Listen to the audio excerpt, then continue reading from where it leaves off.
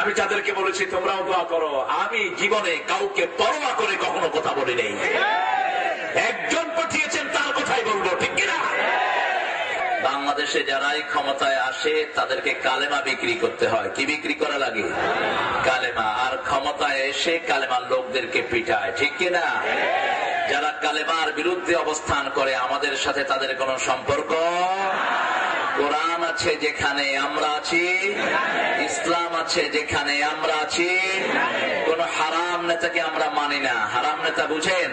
যারা কোরআন মানে না এরা কি নেতা? যে দলে কোরআন নাই এটা কি দল? হারাম দল। এরকম দল আমরা মানি। কোরআন ছাড়া অন্য কোন নেতা মানি। আমাকে হাফিজ বললো যে খুব বেশি না, অল্প রাস্তা, কিন্তু এখন ভিতরে আস্তে আস্তে যেখানে রাস্তায় শেষ হয় না। আর ধুলবালি তো ফ্রি আছেই, গরমকালে একটু পাউডার দরকার, সেই জন্য এই রাস্তাতে যত পাউডার আছে আপনারা সব মুখে করে নিয়ে যাবেন ইনশাআল্লাহ। বাকি গরমের সিজন আর পাউডার লাগবে না, যা এই দিক দিয়ে ঢুকলে যা পাউডার পাওয়া যায়। এটা হয়েছে আমাদের দেশের অপদার্থ দায়িত্বশীলদের কারণে আমরা ভোগান্তিতে আছি, ঠিক কিনা? দেশে যা সম্পদ আল্লাহ দিয়েছেন এগুলো যদি সঠিকভাবে বন্টন হতো, 6 কোটি তো দূরের কথা, 6 জন লোক কখনো না খেয়ে থাকতো না। যারা এখন রহমত বয়ে আনবে তাদের উপরে বিপদ আছে না নাই? আল্লাহর কোরআন বহন করে আলেমেরা, সেই আলেমেরা জেলখানায় আছে না নাই? কোন আলেমকে জেলখানায় পুরা হয়েছে 40টি বছর? বাংলাদেশের এমন কোন অলিগলি নাই যেখানে তিনি কোরআনের দাওয়াত পৌঁছায় নাই। যার হাতে হাত রেখে হাজার হাজার হিন্দু বৌদ্ধ কালেমা পড়ে মুসলমান হয়েছে, যার কপালে চুমু খায় কাবা শরীফের ইমাম, 17 বছরে যিনি কাবা ঘরের ওই যে যায় নামাজকে রমজানের চোখের পানি দিয়ে ভিজিয়ে রেখেছেন, আজকে এই জাতির কাছে তিনি উপহার পেয়েছেন জেলখানার অন্ধ প্রকোষ্ঠ। যারা সাইদি সাহেবকে জেলখানায় ঢুকিয়েছ তাদের উপর আল্লাহর গজব নাজিল হবে। সেই গজব থেকে নিজেকে বাঁচানোর জন্য চেষ্টা করো। যতগুলো সাক্ষী পর্যন্ত এনেছে সবগুলো মিথ্যা প্রমাণিত হয়েছে, ঠিক কিনা? মিথ্যা তো মিথ্যা না, যখনই এজলাসে উঠে ওনার চেহারার দিকে চোখ পড়ে মুখে আর কথা আসে না, বোবা হয়ে অবশ হয়ে নিচে পড়ে যায়। অধিকাংশ সাক্ষীগুলো কথা বলতে পারে নাই, অসুস্থ হয়ে পড়েছে। এবং শুধু অসুস্থ নয়, এজলাস থেকে ভেঙে পালিয়ে গেছে, এরকম আসলে নাই।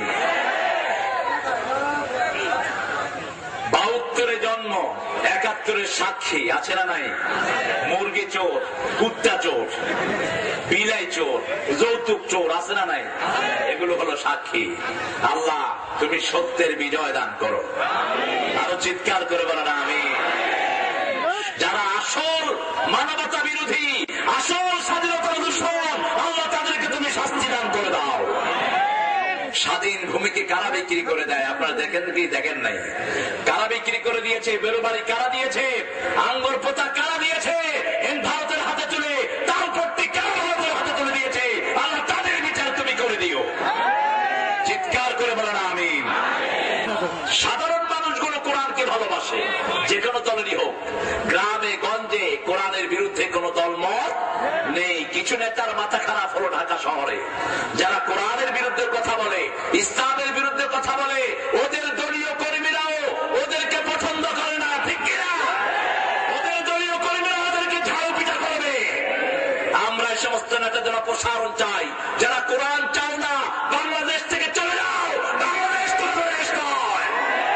বসা নেতা কয় কর্মীরা এখানে শীত হয়ে থাকো, নামাজও নাই রোজাও সেই নেতার পিছনে দৌড়ায় আসে না নাই? কিয়ামতের ময়দানে এই নেতাগুলোকে কর্মীরাই পায়ের তলায় দিবে। কার কথা? এই কর্মীরাই বলবে আল্লাহ এই সমস্ত শয়তান নেতাগুলো আমাদেরকে নামাজ থেকে বঞ্চিত করেছে, পর্দা থেকে বঞ্চিত করেছে। রাব্বানা পড়েন, রাব্বানা আরিনাল্লাযাইনি আযাল্লানা মিনাল জিন্নি ওয়াল ইনস নাজআলহুমা তাহতা আকদামিনা লিয়াকুনা মিনাল আসফালিন। এখন আমরা কালেমা না বুঝার কারণে কালেমা পড়ে ভিক্ষাও করি, ঠিক না ঠিক? কালেমা পড়ে আবার বিভিন্ন ইসলাম বিরোধী দল কথা কন না কেন দল করি। কালেমা পড়ে আবার মুশরিকের পিছনেও লাইন ধরি। কালেমা পড়ে আবার মুশরিক বিসমিল্লাহর ব্যাপারে ফতোয়া দেয়, সেই কথাও আমরা শুনি। অথচ নামাজে পড়ি ওমা আনা মিনাল মুশরিকিন, মুশরিকের সাথে আমার কোনো সম্পর্ক, কোরআন হাদিস পড়বে না। এই আইন কি আপনারা মানেন? আমরা আমাদের বাচ্চাগুলো যে সমস্ত স্কুলগুলোতে যায়, আজকে গিয়ে স্কুলের টিচারদেরকে বলবেন, হয় সে এনজিও টিচার হোক, সে এনজিও স্কুল, বলবেন 1 ঘন্টা কোরআন শিক্ষা দিবা। যদি শিক্ষা দিতে না পারো স্কুলের তালা ঝুলিয়ে দেন। স্কুলগুলো আমরা চলতে দেব কারণ আজকে বহু ছেলে আমাদের দেশে তৈরি হচ্ছে, বাপ মারা যায় ইন্নালিল্লাহ পড়তে পারে না, ঠিক না ঠিক? যেমন ঢাকাতে 2 জন সাংবাদিক মারা গেলেন গত রমজানে।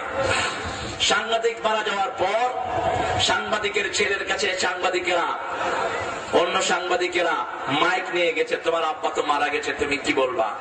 ছেলেটা বলছে, my dad died, my dad died, মানে আমার আব্বা মারা গেছে। উনি এখন বাংলা বলতে পারছেন না, বাংলাদেশের বাঙালি ছেলে। 21শে ফেব্রুয়ারির জন্য কি মহব্বত, সময়টা হলো ইংরেজি 21শে ফেব্রুয়ারি, অথচ দিবসটা হলো বাংলা দিবস, ঠিক কিনা? সাংবাদিক জিজ্ঞেস করলো, তুমি কি দোয়া পড়বা? সে বলছে, হোয়াট টাইপ অফ দোয়া should I say? I don't know any দোয়া। আমি কোন দোয়া টোয়া কিচ্ছু পারি না। কিসের দোয়া করবো? আমার আব্বা মরে গেছে, শেষ। তার ওয়াইফের কাছে সাংবাদিকরা মাইক ধরলো, বললো যে আপনার জামাই তো মারা গেছে, আপনি কি বলবেন? আমার জামাই শেষ। ভাইদের কাছে বললো, ভাইরা বললো ও শেষ। 2টি লাশকে নিয়ে শহীদ মিনারে রাখা হলো। শহীদ মিনারে যারা যায় তাদের মুখে কি আল্লাহর নাম থাকে? তারা হলো সব ভদ্রলোক, চুপচাপ শহীদ মিনারে যায়। সবাই লাশ দেখতেছে আর বলছে, ও লাশ মারা গেছে না, ও মারা গেছে, মারা গেছে। কালেমা পড়ার পরে যিনি নামাজ পড়েন না তিনি মুরতাদ। তিনি কি? 4 ইমাম বলেছে তাকে ফাঁসি দিয়ে দাও। 3 ইমাম বলেছে যারা নামাজ কালেমার পরে নামাজ পড়ে না তাকে হত্যা করে ফেলো। শুধু ইমাম আবু হানিফা বলেছেন না, জেলখানায় আটকিয়ে রাখো যতদিন নামাজ রেগুলার না হয়। আপনারা বলেন তো, এই ফতোয়া যদি কার্যকর হতো আমাদের দেশের মন্ত্রী অধিকাংশ গুলো থাকতো না, মরতো? কথা কন না? এমপি গুলো, এমপি চেয়ারম্যান, আল্লাহ বলছেন যারা বেশি বাড়াবাড়ি করে ইসলামের বিরুদ্ধে, আগে ওদের ঘাড়ে মারবি, তারপরে গিরাই গিরাই মারবি। কার কথা? কার কথা? কিন্তু আমরা আগে মারার পক্ষে নয়, আমরা দাওয়াতের পক্ষে, ঠিক না ঠিক? এই জন্য আমাদের প্রিয় আল্লামাকে জেলখানায় ঢুকানো হলো। পৃথিবীতে যার দাওয়াতে এত লক্ষ লোক পৃথিবীর কোন মানুষের দাওয়াতে আসে না যতটা আসে একমাত্র আল্লামা সাঈদীর দাওয়াতে। পৃথিবীর কারো সমাবেশ এত বড় হয় না যত বড় নেতাই হোক, ঠিক কিনা? রিয়াদের রাস্তায় তিনি গিয়েছেন দুপুর বেলায় অ্যারেস্টের 3 মাস আগে। ওই রাস্তায় 44 ডিগ্রি সেলসিয়াস এর ভিতরে 50 থেকে 60,000 লোক পুরো রাস্তা জাম করে ফেলেছে। সৌদি গভর্নমেন্ট বললো, আমাদের জীবনে কোরআনের জন্য মানুষ এত পাগল হতে পারে আমরা না দেখলে কখনো বিশ্বাস করতাম না। তিনাকে যখন অ্যারেস্ট করা হলো, সৌদি সব চুক্তি ক্যান্সেল করলেন। 5 লক্ষ শ্রমিককে বাড়িতে পাঠিয়ে দেওয়া হয়েছে। নতুন কোন চুক্তি হবে না যতক্ষণ আল্লামা সাঈদী জেলখানা, নতুন কোন চুক্তি দেখবে না সরকার। একজন মানুষ, আমি যার কোলে আমার অনেকগুলো সময় কেটেছে, আমি দেখেছি উনি এই বয়সে তিনার মায়ের পায়ের পাশে বসে থাকতেন। মা মাথায় হাত রেখে বলতো, আল্লাহ আমার এই ছেলেটাকে সারা পৃথিবীর আলেমদের উস্তাদ বানায়া দাও। কোথাও যাওয়ার আগে ওই মায়ের কদম ধরে বসে থাকতেন এই মানুষটি। আমি নিজে ওনাকে দেখেছি, কোনদিন বাপের বিছানায় তিনি বসেন নাই, বাপের পায়ের কাছে বসে থাকতেন সারাক্ষণ। বাপ মাথায় হাত বুলিয়ে বলতো, আল্লাহ সুলতানুল ওয়াইজিন আমার এই ছেলেকে বানায়া দাও। এত তাহাজ্জুদ নামাজ নামাজে কাদা মানুষ আমার জীবনে আমি দেখি নেই। আমি জীবনে বহু ওয়াজ ওনার সাথে আমি করেছি, আমার জীবনের প্রথম ওয়াজ আজকে আমি বলছি। আমার খোলা মানুষ, এখানে আমার কোরআনের মানুষ, আলহামদুলিল্লাহ বলো। আমার প্রোগ্রামটা পাওয়ার পরে কষ্ট করেছে, প্রায় 100 ছেলে আমাকে বলেছে, হুজুর আপনি ইসলামের কথা বলবেন, আপনার কিছু হতে হলে আগে আমরা 100 ছেলে শহীদ হবো, তারপরে হতে হবে।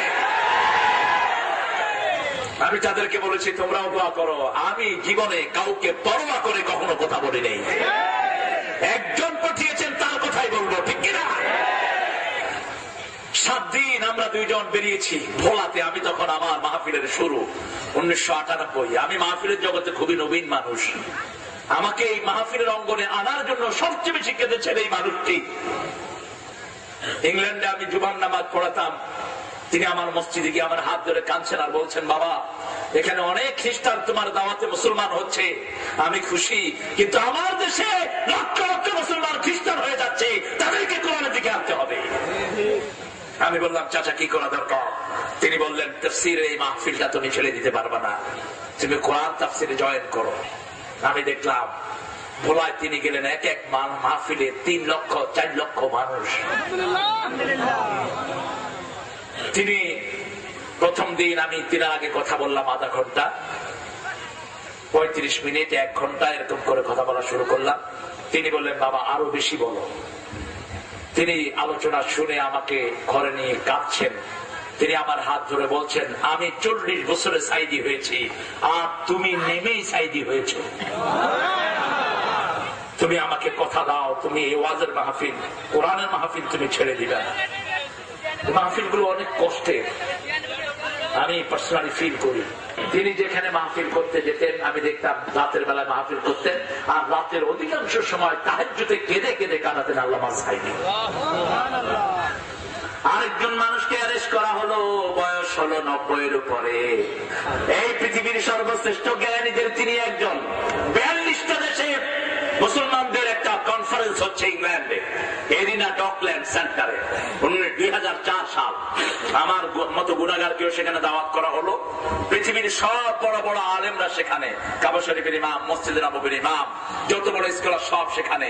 সেখানে গিয়ে দেখলাম প্রধান অতিথি হলেন বাংলাদেশের ওই মানুষটি যাকে কিছুদিন আগে অ্যারেস্ট করা হয়েছে। চেহারা